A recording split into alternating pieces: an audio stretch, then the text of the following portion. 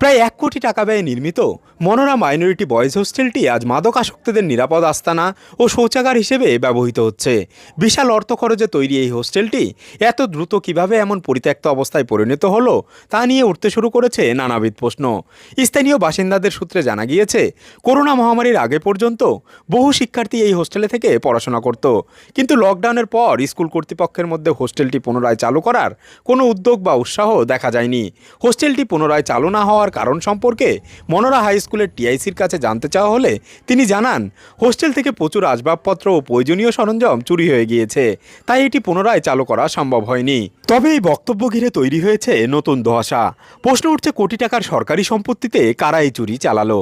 কেনই বা চুরির ঘটনায় কোনো লিখিত অভিযোগ বা তদন্তের উদ্যোগ নেওয়া হলো না? এই উদাসীনতার পেছনে অন্য কোনো সত্য লুকিয়ে আছে কিনা তা নিয়ে বিতর্ক বাড়ছে। অন্যদিকে দূর দূরান্ত থেকে আসা ছাত্ররা জানায়, দীর্ঘ পথ অতিক্রম করে প্রতিদিন বিদ্যালয়ে যাতায়াত করা অত্যন্ত কষ্টকর। হোস্টেলটি পুনরায় চালু করা হলে তারা পড়াশোনায় অনেকটাই সুবিধাজনক পরিবেশ পাবে।